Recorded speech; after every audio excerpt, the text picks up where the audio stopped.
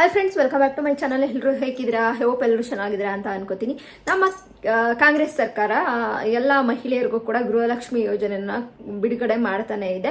ತಿಂಗಳ ಕೂಡ 2,000 ರೂಪಾಯಿ ಹಾಕ್ತಾನೆ ಇದ್ದಾರೆ. ಅದರಲ್ಲೂ ಕೂಡ ಈ 16 ಮತ್ತು 17ನೇ ಕಂತಿನ ಹಣ ಸ್ವಲ್ಪ ಪೆಂಡಿಂಗ್ ಉಳಿದಿತ್ತು. ಅದಕ್ಕೋಸ್ಕರ ಅಂತ ಹೇಳ್ಬಿಟ್ಟು ಏನು ಮಾರ್ಚ್ ತಿಂಗಳಲ್ಲಿ 2 ಕಂತಿನ ಹಣನ ಬಿಡುಗಡೆ ಮಾಡಿದ್ರು. ನಮ್ಮ ಮಹಿಳಾ ಸಚಿವೆ ಆಗಿರೋದಂತಹ ಲಕ್ಷ್ಮೀ ಹೆಬ್ಬಾಳ್ಕರ್ ಮೇಡಮ್ ಅವರು ಕೂಡ ಹೇಳಿದ್ರು, 2,000 ನಾವು ಮಾರ್ಚಲ್ಲೇ 4,000 ಕೂಡ ಬಿಡುಗಡೆ ಮಾಡಿದೀವಿ ಅಂತ ಆಲ್ರೆಡಿ ಬಿಡುಗಡೆ ಮಾಡಿದ್ರು. ಇನ್ನು 18ನೇ ಕಂತಿನ ಹಣನ ನಮ್ಗೆ ಏಪ್ರಿಲ್ ತಿಂಗಳಲ್ಲಿ ಹಾಕ್ತಿವಿ ಅಂತ ಹೇಳಿದ್ರು.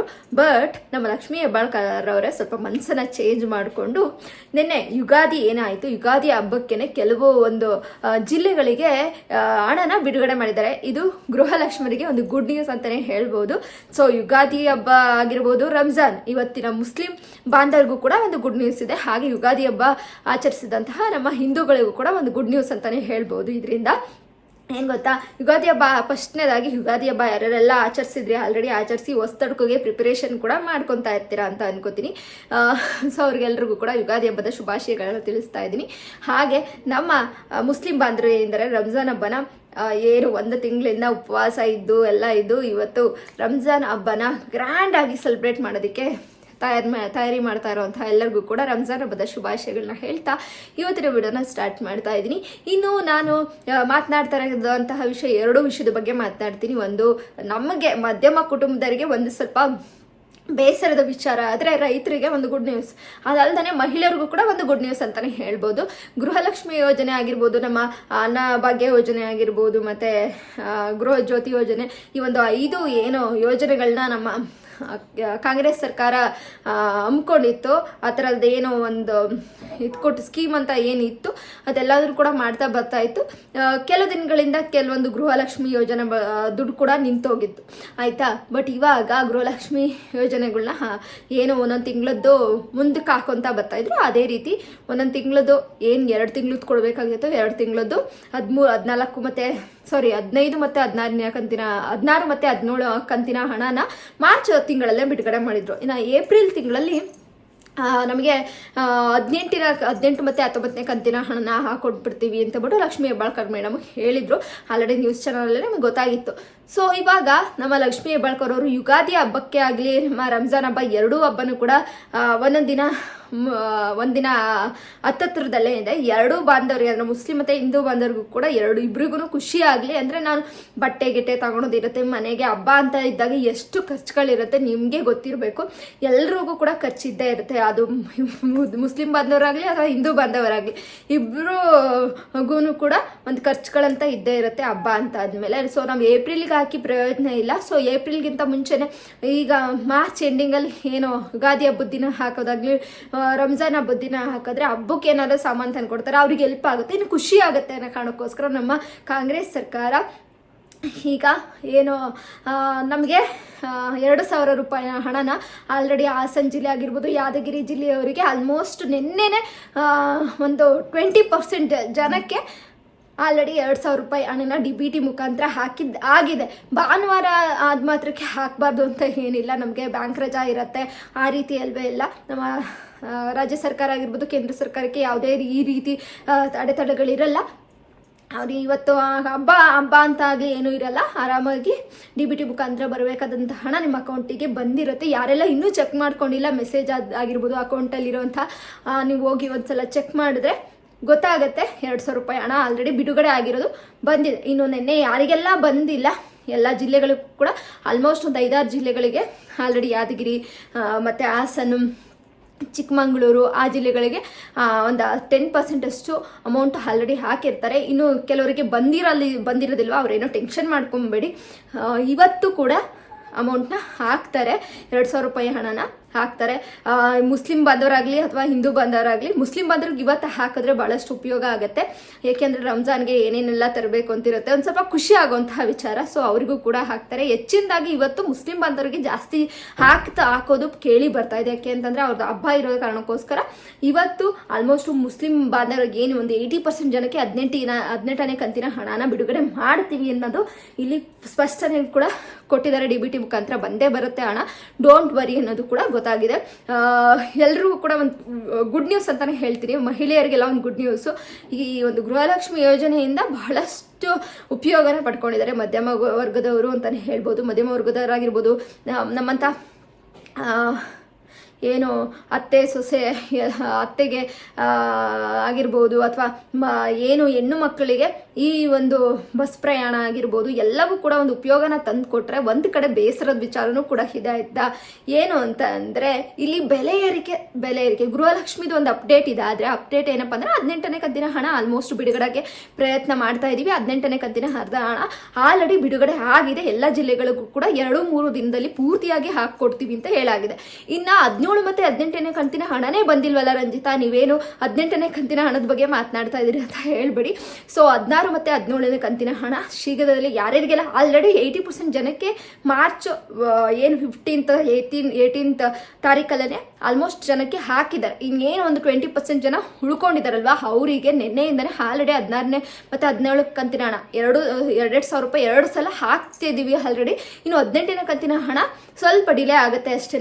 ಅಂಥವ್ರಿಗೆ 16, 17ನೇ ಕಂತಿನ ಹಣ ಫಸ್ಟ್ ಹಾಕ್ಬಿಡ್ತೀವಿ. ಅಕೌಂಟ್ ಸ್ವಲ್ಪ ಲೇಟಾಗಿ ಸಿಕ್ಕಿರುತ್ತೆ, ಅದರಿಂದ ನಿಮಗೆ 16, 17ನೇ ಕಂತಿನ ಹಣ ಸಿಕ್ಕಿರಲ್ಲ. ಮತ್ತು 18ನೇ ಕಂತಿನ ಹಣನೂ ಕೂಡ ಶೀಘ್ರದಲ್ಲೇ 2-3 ದಿನದಲ್ಲಿ ಎಲ್ಲರಿಗೂ ಹಾಕ್ಕೊಡ್ತೀವಿ. ನಿನ್ನೆಯಿಂದನೇ ಕೆಲಸ ಶುರುವಾಗಿದೆ ಅಂತ ಹೇಳಿದ್ದಾರೆ ನಮ್ಮ ಲಕ್ಷ್ಮೀ ಹೆಬ್ಬಾಳ್ಕರ್ ಮೇಡಮ್ ಅವರೇ. ಆಲ್ರೆಡಿ DBT ಮುಖಾಂತರ ಎಲ್ರಿಗೂ ಕೂಡ ಬರ್ತಾ ಇದೆ. ಎಲ್ರಿಗೂ ಕೂಡ ಒಂದು ಖುಷಿ ವಿಚಾರ ಅಂತ ಅನ್ಕೋತೀನಿ. ಯಾರಿಗೆಲ್ಲ ಬಂದಿದೆ ಮರೀದೆ ಕಮೆಂಟ್ ಬಾಕ್ಸಲ್ಲಿ ಕಮೆಂಟ್ ಮಾಡಿ, ನಮಗೆ 18ನೇ ಕಂತಿನ ಹಣ ಬಂದಿದೆ ಮೇಡಮ್ ಅಂತ ಹೇಳ್ಬಿಟ್ಟು ಮರೀದೆ ಕಮೆಂಟ್ ಮಾಡಿ ಅಂತ ಹೇಳ್ತೀನಿ. ಇನ್ನು ರೈತರಿಗೆ ಗುಡ್ ನ್ಯೂಸ್ ಇದೆ. ಅದೇ ನಮ್ಮ ಏನು ಟೌನಲ್ಲಿ ವಾಸಿಸ್ತಾ ಇರ್ತೀವಲ್ವ ನಮ್ಮಂಥವರಿಗೆಲ್ಲನೂ ಕೂಡ ಬ್ಯಾಡ್ ನ್ಯೂಸ್ ಇದೆ ಅಂತಲೇ ಹೇಳ್ಬೋದು.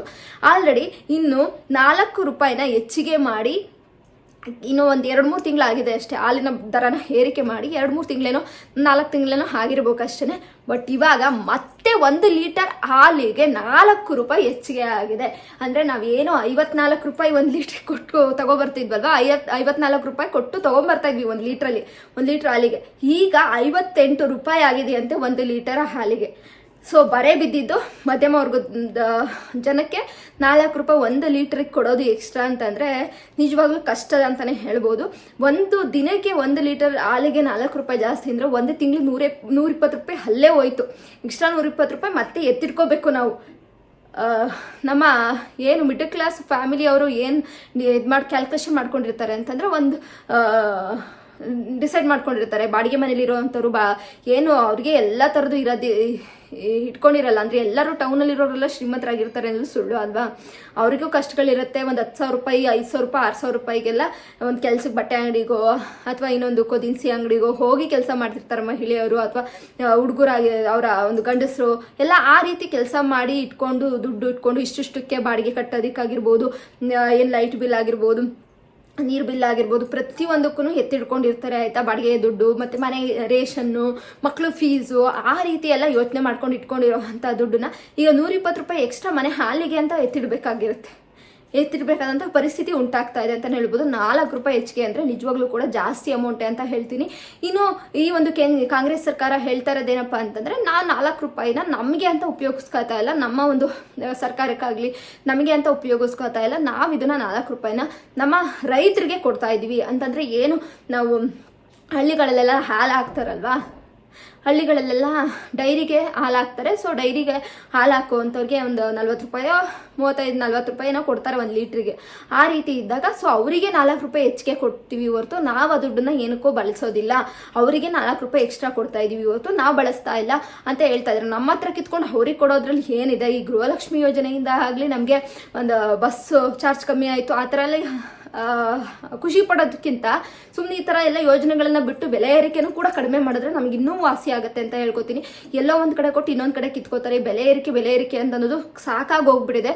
ಈ ಚಿನ್ನದ ದರ ಅಂತೂ ಏರ್ತಾ ಹೋಗ್ತಾ ಇದೆ. ನಮ್ಮಂಥ ಮಿಡಲ್ ಕ್ಲಾಸ್ ಫ್ಯಾಮಿಲಿಯ ಜನ ಚಿನ್ನನ ಕೊಳ್ಳೋದಕ್ಕೆ ಆಗೋದಿಲ್ಲ. ಈಗ ಆಲ್ರೆಡಿ 8,450 ರೂಪಾಯಿ ಆಗಿದೆ ಇವತ್ತಿನ ಒಂದು ಚಿನ್ನದ ರೇಟು. ನಿಜವಾಗ್ಲೂ ಕೂಡ ಚಿನ್ನದ ರೇಟು 8,450 ಅಂತ ಅಂದರೆ, ಒಂದು ಗ್ರಾಮ್ಗೆನೆ ನಾವು ತಗೋಬೇಕು ಅಂತಂದರೆ 10,000 ಒಂದು ಗ್ರಾಮಿಗೆ ಕೊಡಬೇಕಾಗತ್ತೆ. ಅಂದರೆ ಅದರಲ್ಲಿ ಮಜೂರಿ ಅಂತೆ, ಮತ್ತು GST ಮಜೂರಿ ಮತ್ತು ಮೇಕಿಂಗ್ ಚಾರ್ಜು ಎಲ್ಲ ಸೇರಿಸಿ 1 ಗ್ರಾಮಿಗೆ 10,000 ಅಂತೂ ಬೀಳೋದ್ರಲ್ಲಿ ಡೌಟೇ ಇಲ್ಲ ಆಯಿತಾ. ಸೊ 10,000 ಕೊಟ್ಟು 1 ಗ್ರಾಮ್ನ ತೊಗೋಬೇಕು ಅಂದರೆ 1 ತಿಂಗಳ ಸಂಬಳನ ಜಸ್ಟ್ 1 ಗ್ರಾಮಿಗೆ ಎತ್ತಿಡಬೇಕಾಗತ್ತೆ. ಈ ರೀತಿ ಎಲ್ಲದರಲ್ಲೂ ಚಿನ್ನದಲ್ಲೂ ಬೆಲೆ ಏರಿಕೆ ಮತ್ತು ಬೆಲೆ ಏರಿಕೆ, ಅದರಲ್ಲೂ ಕೂಡ ಈ ಹಾಲಿನ ರೇಟು ಕೂಡ ಇಷ್ಟೊಂದು ಗಗನಕ್ಕೆ ಏರಿಸ್ತಾ ಇದ್ದಾರೆ. 4 ರೂಪಾಯಿ 1 ಲೀಟ್ರಿಗೆ ಹಾಲಿಗೆ ಜಾಸ್ತಿ ಆಗ್ತದೆ. ನಾವೇನೋ ಹೆಂಗೋ ಹೊತ್ತಾಗೆ ಜೀವನ ಮಾಡ್ಸೋಕ್ಕೋಸ್ಕರ ಕೊಟ್ಟು ಇದು ಮಾಡ್ತೀವಿ, ಏಕೆಂದರೆ ಅವ್ರ ಜೊತೆ ಏನು ಗುದಾಡೋದಕ್ಕಾಗಲ್ಲ. ನಮಗೆ ಮನೇಲಿ ಹಾಲು ತರಬೇಕು, ಕಾಫಿ ಕುಡಿಲೇಬೇಕು, ಮತ್ತು ಹಾಲು ತರಬೇಕು, ಮಕ್ಕಳಿಗೆ ಹಾಲು ಕೊಡಲೇಬೇಕು. ಸೊ ಆ ರೀತಿ ಇರೋದ್ರಿಂದ ಸೊ ನಾವು ಕೊಟ್ಟು ತೊಗೊಳೋ ಪರಿಸ್ಥಿತಿ ಬಂದೇ ಬಿಟ್ಟಿದೆ. ಈ ಒಂದು ಕಾಂಗ್ರೆಸ್ ಸರ್ಕಾರ ಬಂದು ಎಲ್ಲ ಬೆಲೆ ಏರಿಕೆ ಜಾಸ್ತಿ ಮಾಡ್ತಾ ಇದೆ. ಏನೋ ಒಂದು ಕೊಡ್ತೀವಿ, ನಮಗೆ ಗೃಹಲಕ್ಷ್ಮಿ ಯೋಜನೆ ಮುಖಾಂತರ ದುಡ್ಡು ಕೊಡ್ತೀವಿ, ಇನ್ನು 850 ರೂಪಾಯಿ ಅಕ್ಕಿ ಹಣ ಕೊಡ್ತೀವಿ ಅಂತ ಅಂದರು. ಅಕ್ಕಿ ಹಣದ ಬದಲಾಗಿ ಈಗ ಕೇಂದ್ರ ಸರ್ಕಾರನೂ ಕೂಡ ಅಕ್ಕಿ ಕೊಡ್ತಾ ಇದೆ ಅಂತೇಳಿ ಅಷ್ಟೊಂದು ಅಕ್ಕಿ ಕೊಡ್ತಾರೆ. ಅಕ್ಕಿನಾದ್ರೂ ಚೆನ್ನಾಗಿರೋದು ಕೊಡ್ತಾರಾ ನೀವು ಹೇಳಿ? ಅಕ್ಕಿ ಒಂದು ತಿನ್ನೋಂಗಾರು ಇರಲ್ಲ, ಅಟ್ಲೀಸ್ಟ್ ಕೊಡ್ತೀರಾ. ಒಂದು 72 kg 5 ಜನ ಕೊಟ್ಟಿದ್ದಾರೆ. 73 kg ನಮ್ಮನೇಲಿರುವಂಥ 5 ಜನಕ್ಕೆ 72 kg ಅಕ್ಕಿ ಕೊಟ್ಟಿದ್ದಾರೆ. 1 ತಿಂಗಳೆಲ್ಲ ತಿಂದ್ರೂ ಕೂಡ ಅದಿನ್ನೂ 20 kg 20 kg ನಾವು ಖಾಲಿ ಮಾಡೋದಕ್ಕಾಗಲ್ಲ, ಇನ್ನು 70 kg ಇರುತ್ತೆ. ಸೊ ಈ ಅಕ್ಕಿನ ಮಾರಾಟ ಮಾಡೋರ್ಗೂ ಕೂಡ ರೇಷನ್ ಕಾರ್ಡ್ ರದ್ದು ಮಾಡ್ತೀವಿ ಅಂತ ಹೇಳ್ತೀರಾ. ಸೊ 70 kg ಅಕ್ಕಿನ ಎಲ್ಲಿಂದ ಖಾಲಿ ಮಾಡೋಕ್ಕಾಗತ್ತೆ 5 ಜನ ಇತ್ಕೊಂಡು? ಸೊ ಅದ್ರ ಬದಲು ನೀವು 850 ರೂಪಾಯಿ ಹಣ ಹಾಕಿದಿದ್ರೆ ಸೊ ಅದು ಆ ಹಣನ ತಗೊಂಡೋಗಿ ನಾವು ಏನಕ್ಕಾರು ಒಂದು ಬೇಳೆ ತರೋದು, ಖಾರದ ಪುಡಿ, ಇನ್ನೊಂದು ಅದನ್ನಾರು ತೊಗೊಂಬರ್ತಾ ಇದ್ವಿ ಅಲ್ವಾ. ಸೊ ನೀವು ಎಲ್ಲ ವರ್ಗದವ್ರನ್ನು ಸೇರಿಸಿ ನಾನು ಮಾತನಾಡ್ತಾ ಇರೋದು, ನಮ್ಮ ಮನೆ ಅಂತ ಅಲ್ಲ, ನಮ್ಮ ಮನೆಯಿಂದ ಒಂದು ಉದಾಹರಣೆಯಾಗಿ ಕೊಡ್ತಾ ಇದ್ದೀನಿ ಅಷ್ಟೇ. ಅಕ್ಕಿನಾದ್ರೂ ಸ್ವಲ್ಪ ಚೆನ್ನಾಗಿರೋದು ಕೊಟ್ಟರೆ ನಾವು ಮನೆಯಲ್ಲೇ ಊಟ ಮಾಡ್ಕೊಂಡು ಆರಾಮ್ಸೆ ಅದನ್ನೇ ಯೂಸ್ ಮಾಡ್ತೀವಿ, ಬೇರೆ ಕಡೆ ಮಾರೋದಕ್ಕೆ ಹೋಗೋದಿಲ್ಲ. ಸೊ ಆ ಒಂದು ಪ್ರಯತ್ನ ಮಾಡಿ ಅಂತ ಹೇಳ್ತಾ ಕಾಂಗ್ರೆಸ್ ಸರ್ಕಾರಕ್ಕೆ ಏನೋ ಒಂದು ಸಿಹಿ ಸುದ್ದಿ ಇತ್ತು, ಗೃಹಲಕ್ಷ್ಮಿಗೆ 18ನೇ ಕಂತನೇ ಹಣ ಅಂದು ಯುಗಾದಿಗೆ ರಂಜಾನ್ಗೆ ಬಿಡುಗಡೆ ಮಾಡ್ತಾ ಇರೋದು ಎಲ್ರಿಗೂ ಕೂಡ ಒಂದು ಹ್ಯಾಪಿ ವಿಚಾರ. ಆದರೆ ಇನ್ನೊಂದು ಮಧ್ಯಮ ವರ್ಗದವರಿಗೆ ಬ್ಯಾಡ್ ವಿಚಾರ. ಹಾಗೆ ರೈತರಿಗೆ ಒಂದು ಗುಡ್ ನ್ಯೂಸು, 4 ರೂಪಾಯಿ ಅಲ್ಲಿನ ಒಂದು ದರದ ಏರಿಕೆ. ಇದಾಗಿತ್ತು ಇವತ್ತಿನ ವಿಡಿಯೋ. ಇಷ್ಟ ಆದರೆ ಲೈಕ್ ಮಾಡಿ, ಶೇರ್ ಮಾಡಿ. ನನ್ನ ಚಾನಲ್ಗೆ ಇನ್ನು ಸಬ್ಸ್ಕ್ರೈಬ್ ಮಾಡದೆ ನೋಡ್ತಾ ಇದ್ದೇನೆ, ಪ್ಲೀಸ್ ಸಬ್ಸ್ಕ್ರೈಬ್ ಮಾಡ್ಕೊಂಡು ಸಪೋರ್ಟ್ ಮಾಡಿ. Love you, bye.